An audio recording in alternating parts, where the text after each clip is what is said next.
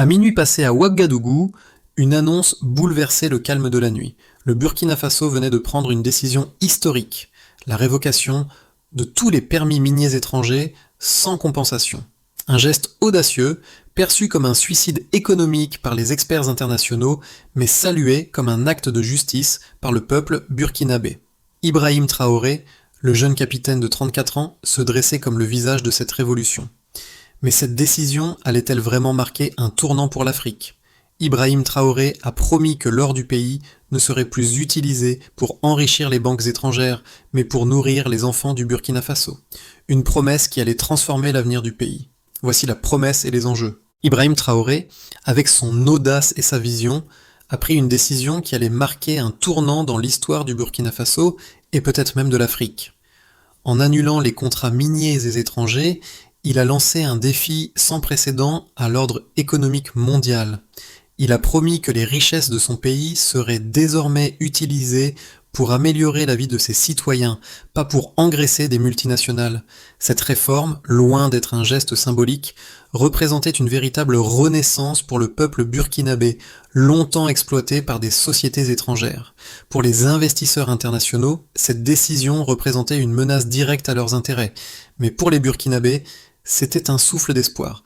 Ils croyaient que leur avenir ne dépendrait plus de l'extérieur. Mais à quel prix ? Les experts prédisaient l'effondrement économique, mais la rue burkinabé, elle, chantait son soutien.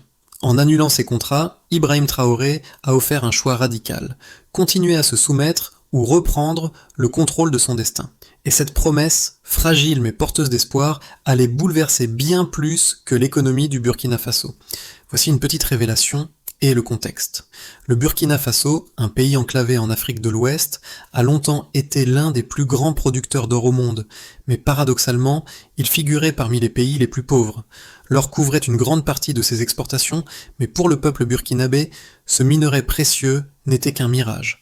Malgré l'abondance de ressources naturelles, la population ne voyait que des promesses non tenues et un système économique injuste. Les sociétés minières étrangères, soutenues par des accords complexes, exploitaient le pays sans véritable retour pour la population locale. Des millions de dollars en or étaient extraits, mais les bénéfices se perdaient dans les coffres des banques étrangères. En 2023, presque 80% des exportations du pays provenaient de l'or, mais le Burkina Faso était toujours pris dans la pauvreté. Cette situation ne pouvait plus durer. Alors qu'un grand nombre d'Africains étaient pris dans une spirale de dépendance économique, Ibrahim Traoré, un jeune capitaine militaire de 34 ans, a décidé de briser les chaînes de l'exploitation.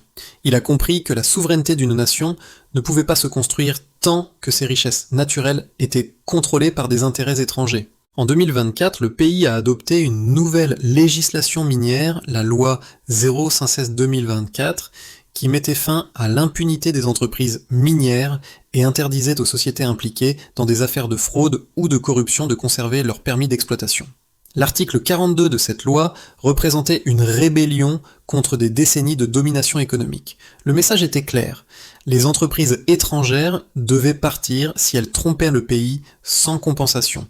Pour les investisseurs étrangers, ce fut un coup de tonnerre. Mais pour le peuple burkinabé, c'était un acte de libération. L'annonce de la révocation des permis miniers, notamment celui du magnat Ouédraogo Mohamedou, a secoué le monde économique.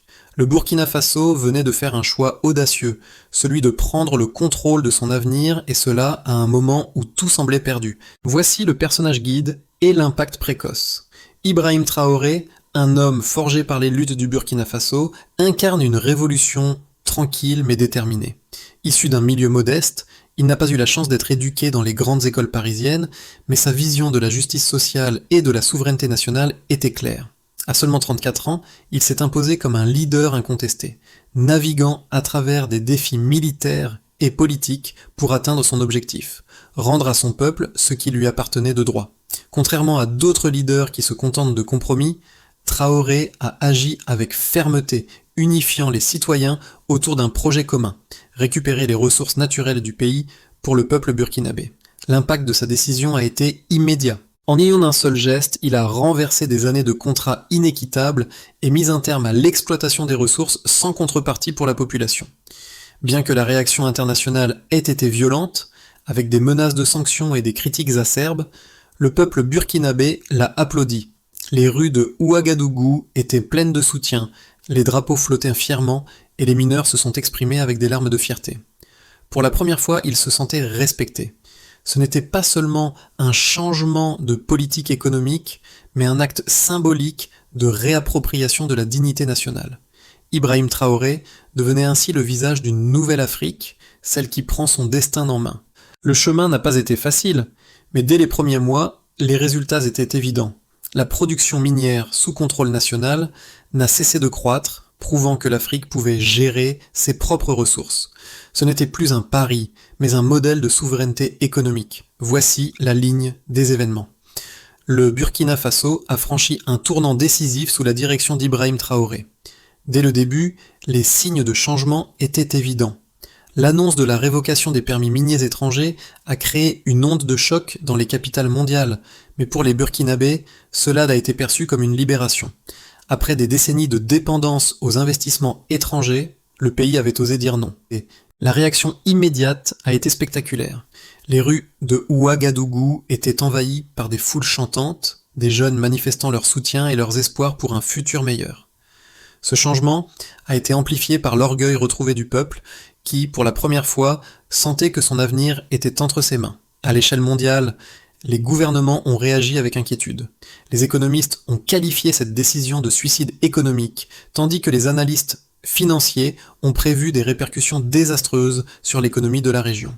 Cependant, l'action de Traoré n'était pas qu'une simple réaction à une crise, c'était un projet à long terme de transformation du pays. L'annulation des contrats miniers ne se limitait pas à un acte de justice immédiate, mais elle faisait partie d'une stratégie plus vaste pour restaurer la souveraineté du Burkina Faso en luttant contre la corruption et en reprenant le contrôle de ses ressources naturelles. Les premières semaines ont été marquées par un enchaînement rapide d'événements. Les investisseurs étrangers ont commencé à retirer leurs fonds du pays, provoquant une incertitude sur les marchés. Pourtant, loin de paniquer, le gouvernement burkinabé a adopté une approche pragmatique. En rendant les mines sous gestion nationale, le pays a créé une alternative viable à l'exploitation étrangère. L'or continuait d'affluer, mais cette fois, il allait directement au financement des infrastructures nationales, des écoles et des hôpitaux. L'impact économique a été rapidement mesuré. Non seulement la production d'or n'a pas diminué, mais elle a augmenté, contrairement aux prédictions pessimistes.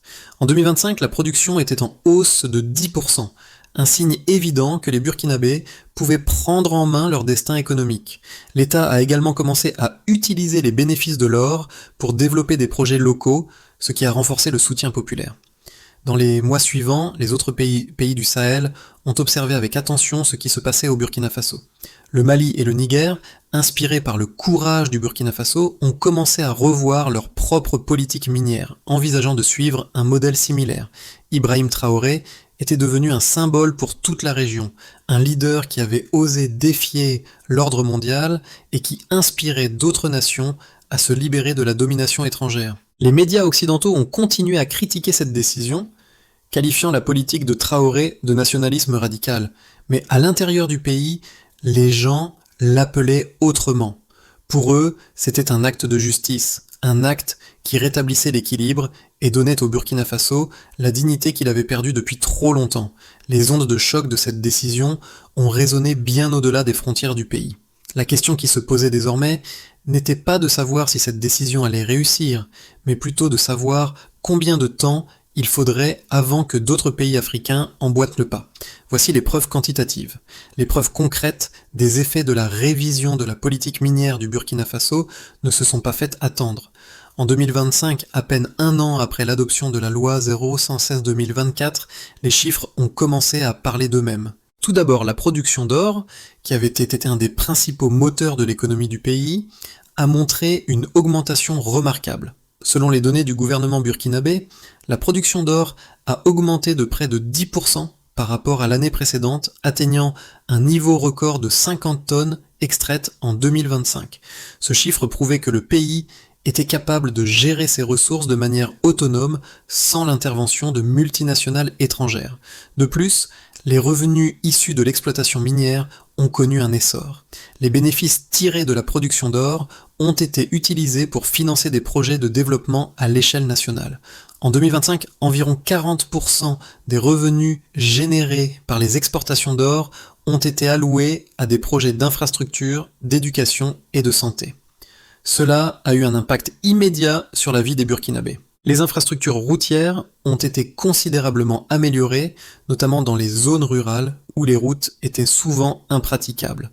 De nouvelles écoles ont été construites et les hôpitaux ont reçu des financements pour améliorer leurs équipements. L'efficacité du nouveau système de gestion des mines par l'État a été démontrée par une augmentation de 15% de la productivité par mine. Là où les sociétés minières étrangères se concentraient principalement sur les profits à court terme, le gouvernement burkinabé a adopté une approche à long terme, mettant l'accent sur la durabilité et l'amélioration des conditions de travail. En 2025, des milliers de nouveaux emplois ont été créés dans les mines et les conditions de travail se sont nettement améliorées. Les travailleurs ont désormais accès à de meilleures protections et à des formations adaptées, ce qui a contribué à une réduction significative des accidents de travail. Une autre donnée significative est l'augmentation de la confiance des investisseurs locaux. Alors que les investisseurs étrangers s'étaient retirés, les entreprises burkinabées ont rapidement commencé à investir dans des projets d'infrastructure et de développement. Le taux d'investissement local a augmenté de 25% en 2025, ce qui a permis au pays de compenser en grande partie le retrait des investissements étrangers. Cette situation a révélé que même sans l'aide des grandes puissances économiques, le Burkina Faso était capable de redresser son économie en s'appuyant sur ses propres ressources. Le phénomène de l'effet domino a également eu lieu au niveau régional. En 2025, le Mali et le Niger ont commencé à réviser leur propre politique minière en prenant exemple sur le Burkina Faso. Ce changement a non seulement renforcé la position du Burkina Faso dans la région, mais a également ouvert la voie à une coopération plus forte entre les nations du Sahel, unies par des intérêts communs. Le gouvernement burkinabé est ainsi devenu un modèle pour d'autres pays africains qui aspirent à reprendre le contrôle de leurs ressources naturelles. Ces résultats quantifiables prouvent que la décision d'Ibrahim Traoré n'était pas un pari risqué, mais une stratégie réfléchie et gagnante. L'or du Burkina Faso ne finançait plus des comptes offshore, mais des projets qui bénéficiaient directement à la population. Cette réorientation des ressources naturelles vers le bien-être du peuple a permis au pays de sortir de la spirale de la pauvreté et d'atteindre des objectifs de développement durable marquant un tournant historique pour l'Afrique. Voici une contre-argumentation renforcée.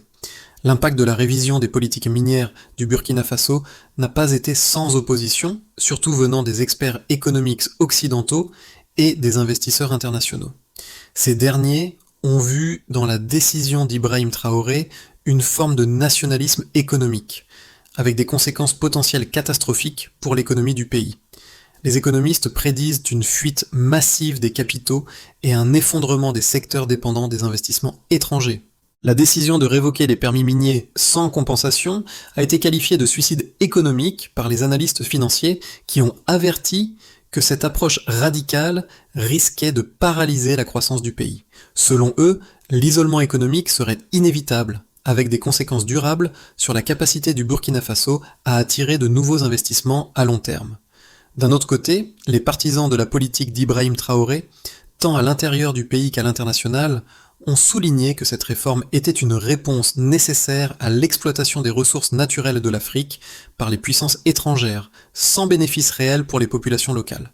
Traoré a pris un pari audacieux, mais sa vision était claire: garantir que les ressources du pays profitent d'abord à la population burkinabé. Au lieu de laisser l'or du Burkina Faso remplir les coffres de banques internationales, il a décidé d'investir dans des projets d'infrastructure, d'éducation et de santé qui bénéficieraient directement au peuple.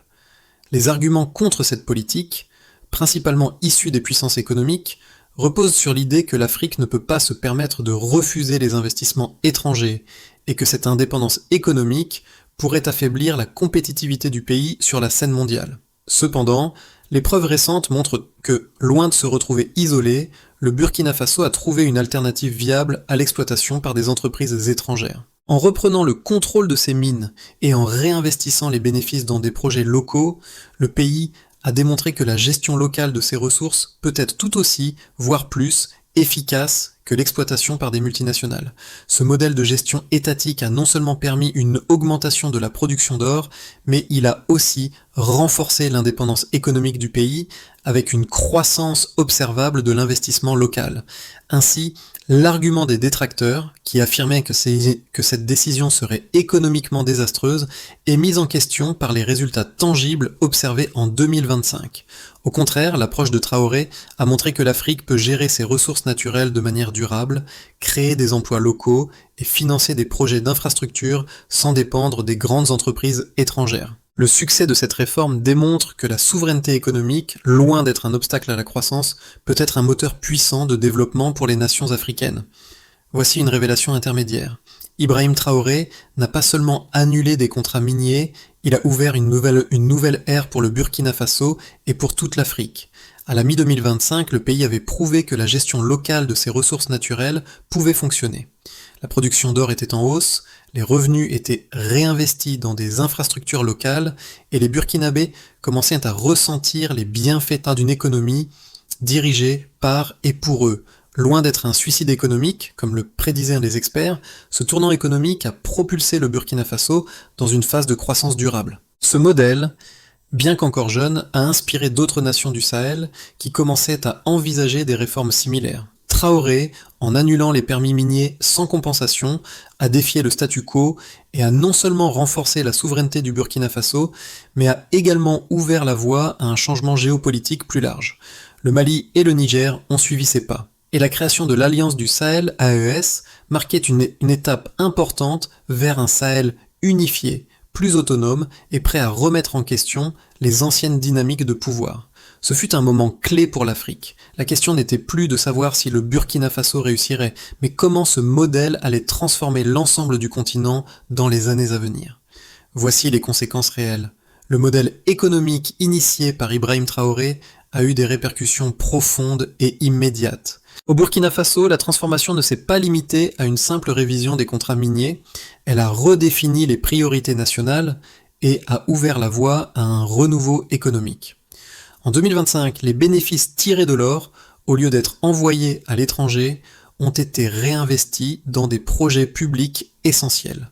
Le pays a vu une amélioration significative de ses infrastructures, avec des routes qui reliaient mieux les régions isolées, des écoles qui ont vu leur taux de scolarisation augmenter, et des hôpitaux qui ont pu bénéficier d'un financement crucial pour améliorer les soins de santé locaux. Ce n'était plus seulement l'or qui sortait du pays, maintenant les ressources restaient à l'intérieur pour être utilisées par ceux qui en avaient le plus besoin.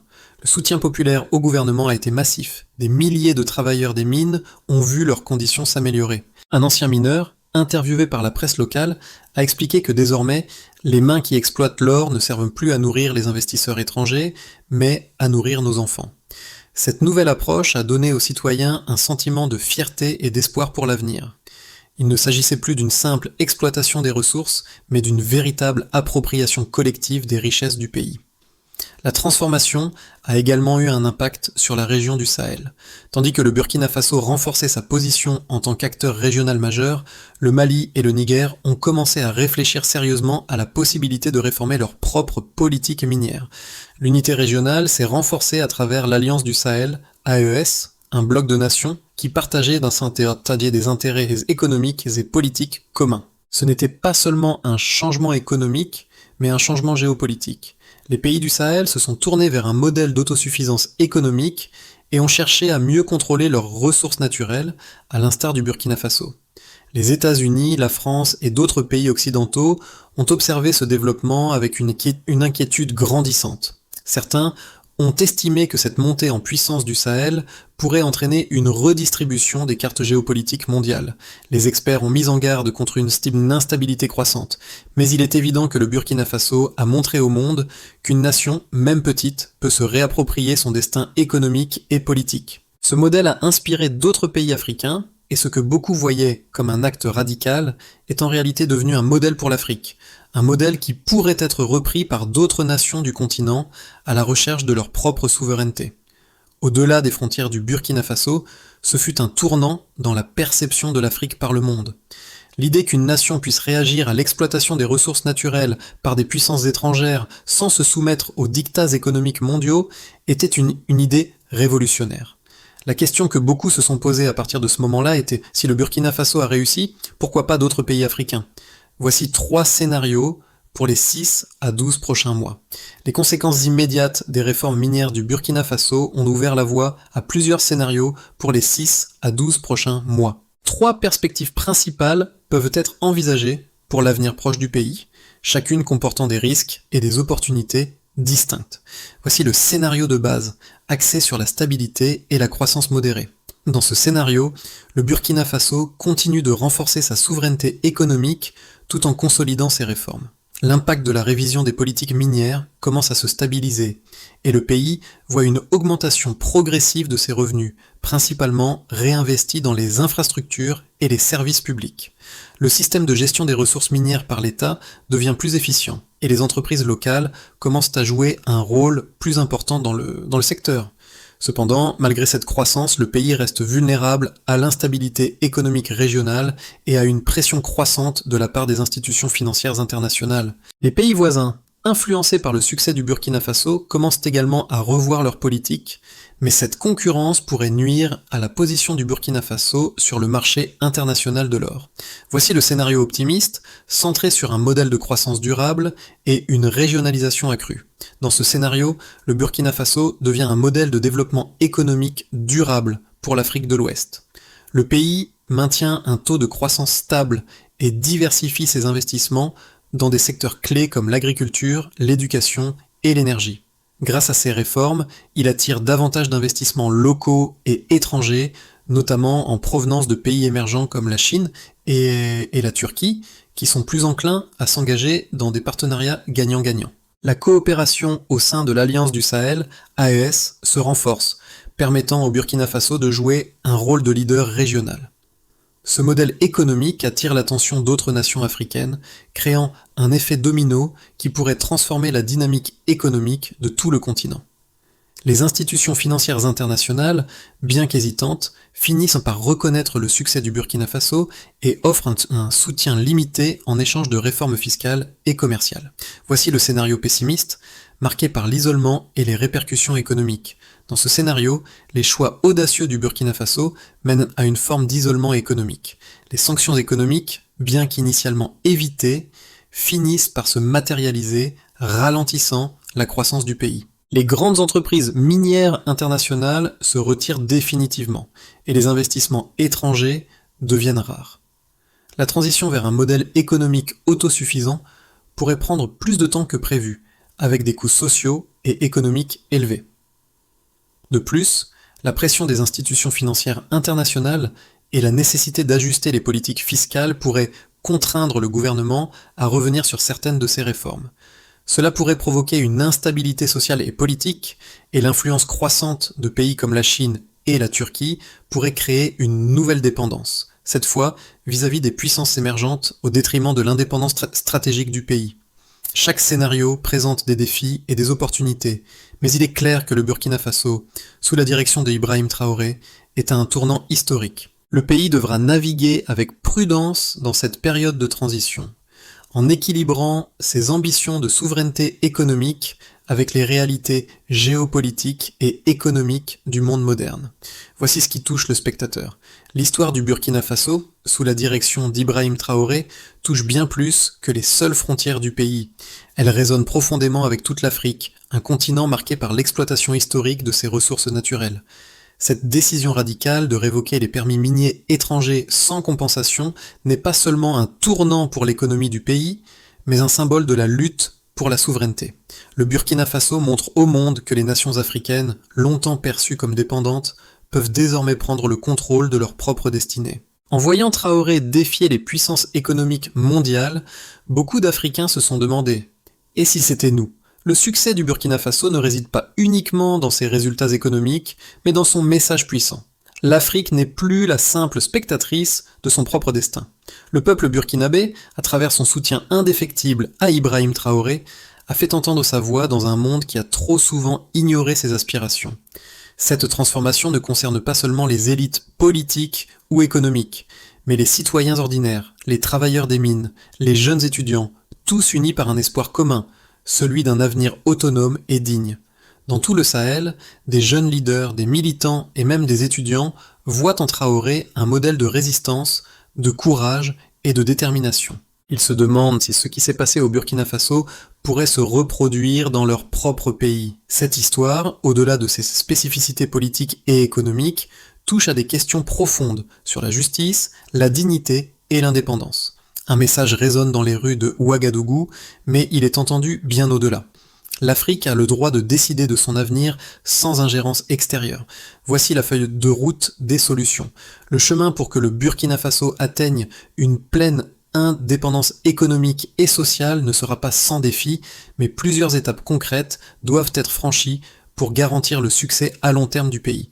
D'abord, il est essentiel de maintenir la stabilité politique et économique. Pour cela, le gouvernement doit continuer à réinvestir les bénéfices tirés de l'exploitation de l'or dans des projets sociaux et d'infrastructures. Cela implique non seulement des investissements dans les routes, les écoles et les hôpitaux, mais aussi une attention particulière à la création d'emplois durables dans des secteurs autres que l'exploitation minière. Ensuite, le Burkina Faso doit diversifier son économie. Le pays ne peut se reposer uniquement sur l'or. Il est crucial d'investir dans l'agriculture, l'industrie locale et les technologies pour créer un environnement économique plus robuste et résilient. La promotion de l'entrepreneuriat local, soutenue par des politiques incitatives, doit être au cœur de cette diversification. En formant les jeunes aux métiers de demain et en développant des infrastructures adaptées, le pays peut se positionner comme un leader régional dans des domaines autres que les ressources naturelles. Une autre priorité est de renforcer les institutions nationales pour garantir une gestion transparente et efficace des ressources. Cela comprend l'extension de la gouvernance locale, la mise en place de mécanismes de contrôle renforcés et l'assistance juridique pour résoudre les différends économiques. Le respect de la loi et la lutte contre la corruption doivent rester au cœur de l'agenda politique de Traoré pour maintenir la confiance de la population et des investisseurs. Enfin, la diplomatie économique du Burkina Faso doit s'intensifier. Si le pays veut vraiment influencer la région et l'Afrique, il doit multiplier les partenariats avec d'autres nations africaines et rechercher des accords commerciaux basés sur des principes équitables.